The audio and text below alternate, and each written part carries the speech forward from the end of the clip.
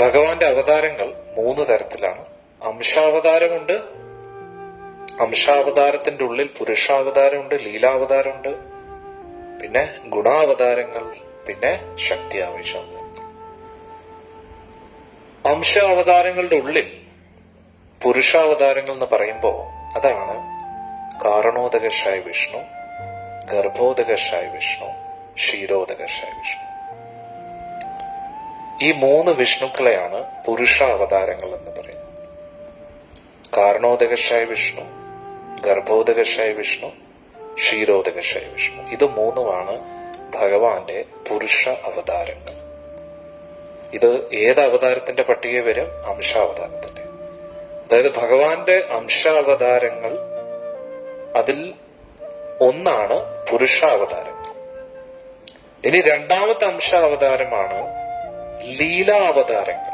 ലീലാവതാരങ്ങൾ എന്ന് പറഞ്ഞാൽ ഒരു പ്രത്യേക കാര്യം, ഒരു ലീലയ്ക്ക് വേണ്ടി മാത്രം വന്നു. അത് ഏതൊക്കെയാണ് ഉദാഹരണങ്ങൾ? മത്സ്യാവതാരം, കൂർമാവതാരം, വരാഹാവതാരം. ഭൂമിയെ ഉയർത്താൻ വേണ്ടി മാത്രം ഭഗവാൻ വന്നു. അതാണ് എന്ത് പറയുന്നത്?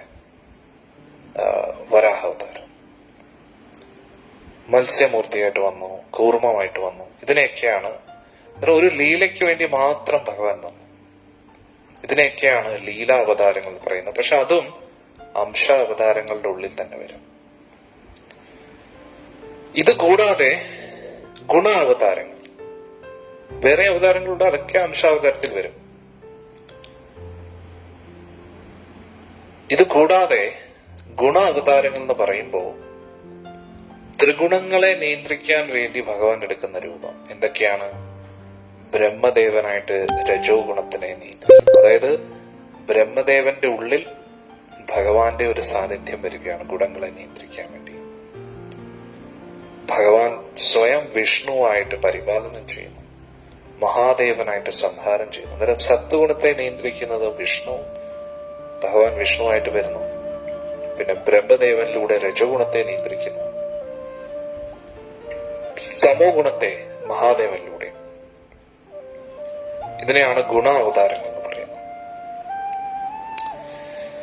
ഇത് കൂടാതെ മൂന്നാമത്തെ കാറ്റഗറി അവതാരങ്ങളുടെയാണ് ശക്തി ആവേശ അവതാരങ്ങൾ.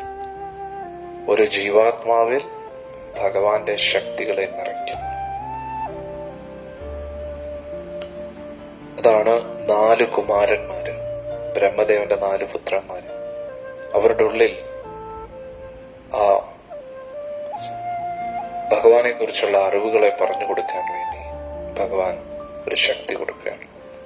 പൃഥു മഹാരാജ്, വ്യാസ മഹർഷി, നാരദ മഹർഷി, ഇവരുടെയൊക്കെ ഉള്ളിൽ ഭഗവാന്റേതായിട്ടുള്ള ശക്തികളെ കൊടുത്തിരിക്കുകയാണ്. അതുകൊണ്ടാണ് ഇവരെയൊക്കെ ശക്തി ആവേശ അവതാരങ്ങൾ എന്ന് പറയുന്നത്. ഭഗവാന്റെ കാരുണ്യത്താൽ ഭഗവാൻ ഓരോ സമയത്തും ഭൗതിക ലോകത്തിൽ പല പല രീതിയിൽ അവതരിക്കാറുണ്ട്. എന്തിനു വേണ്ടി? ബദ്ധാത്മാക്കളെ തിരിച്ച് ഭഗവാന്റെ ലോകത്തേക്ക് കൊണ്ടുവരാൻ വേണ്ടി. അന്നേരം ഭഗവാൻ ഗുരുവായിട്ടും വന്നു, ഭക്തനായിട്ടും വന്നു. അന്നേരം പഞ്ചതത്വത്തിൽ ഭക്തനായിട്ടിരിക്കുന്നത് ശ്രീവാസ് ഠാക്കൂറാണ്. അവതാരമായിട്ടിരിക്കുന്നത് അദ്വൈതാചാര്യനാണ്.